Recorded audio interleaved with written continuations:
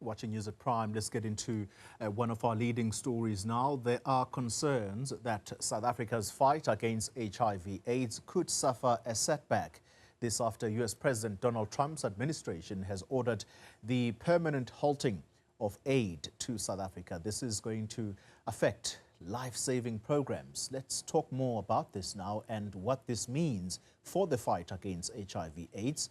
And we speak to Seoul City's Institute for Social Justice. The representative is Pontsho Pilane, who joins us from Johannesburg. Pontsho, good evening to you and thank you for your time. First, let's get your reaction. Did you at any point think that it was ultimately going to come to this, the permanent shutting down of funding from the United States? Thank you so much, Lee, and good evening to all the viewers. I think after what happened in the first week of Trump's presidency, the suspicion that it might get here started to murmur around my brain and the brains of many other people within the sector. However, I think what the complete shock is how quickly everything has happened. From, reading documents such as Project 2025, which was released before Donald Trump's winning the election last year, that stated some of these things, and to seeing it being realized at the speed with this urgency is something that has left a lot of us speechless and just wondering what is next, to be quite honest with you. It was on Tuesday that I spoke to the Minister of Health, and he said to me that the programs that were specifically supported by the PEPFAR funding from the United States, those programs employ about 15,000 people in total. How do you think those people are going to cope with this situation now? It's truly shocking, and even thinking outside of even just the actual National Department of Health, the many NGOs and programs that are run through USAID funds, through PEPFAR, that are funded through PEPFAR by USAID, is something that is going to be catastrophic. Already at Seoul City, we are not directly impacted. However, we work with a lot of these organizations on the ground. We work in social mobilization and ensuring that people actually understand the importance of getting tested, staying on treatment, and doing that awareness raising, education, as well as the mobilization of communities to do this work.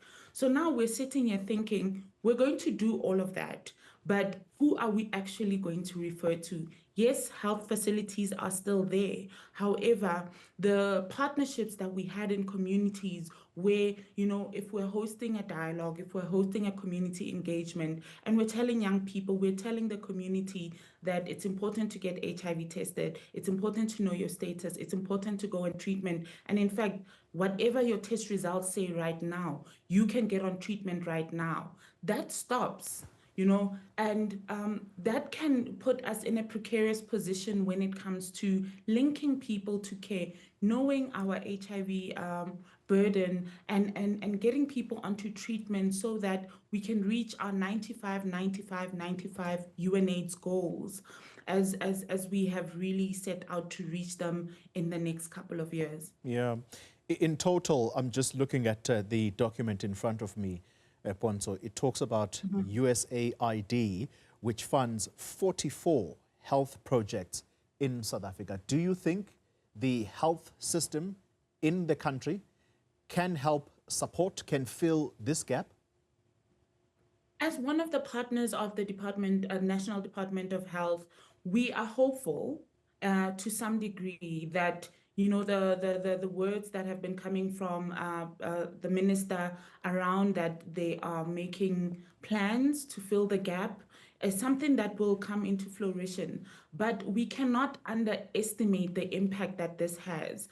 Some of these programs, they're not just HIV programs, they are programs for maternal health care, they're programs for TB and other conditions. They help marginalized communities such as the LGBTI really get access to services in where it could be harder. They work in rural areas.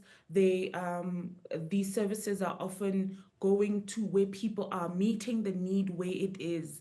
And that is the biggest concern that we have.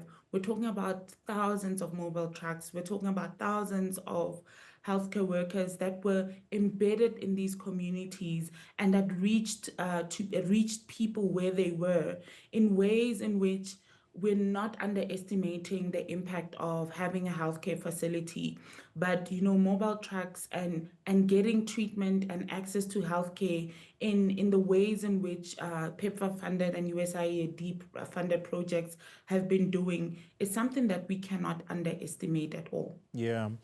We're talking, Pontsho, in a week where the health minister was actually launching a new drive to get some 1.1 million people who are known to live with this virus but are not on treatment. Do you think funding programs such as the USAID now being cut off, might that compromise programs such as the one that the minister launched this week?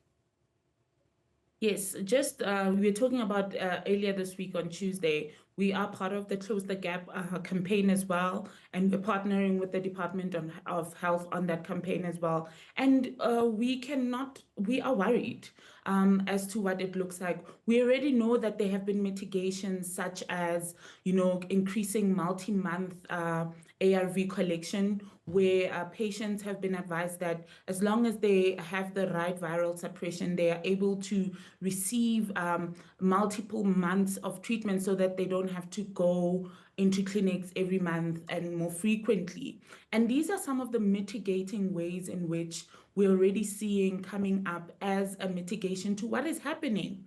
But we cannot honestly sit here and underestimate the impact of this. The impact is massive, it's significant. And because things are happening so fast, so rapidly, and even though mitigation plans are being put in place, it's very hard to really know what is next. Yeah. I think what is more important is for us to really realize what the current geopolitical relationship that is existing between the US and not just South Africa, but other countries that have been impacted by this is really saying something much deeper about the ideologies that are shaping the White House and the diplomacy in which the White House is operating from. It's an anti-rights agenda, it's an anti-gender agenda, and it's one that really seeks to marginalize further those who are already living in the margins of society. And we need to see it for what it is and not just focus particularly on the politics of it, but rather on what this is about. Pontsho, Pilane, thank you very much for your time and weighing in on this particular issue. The United States government deciding to cut all funding that's to do with AIDS-related programs.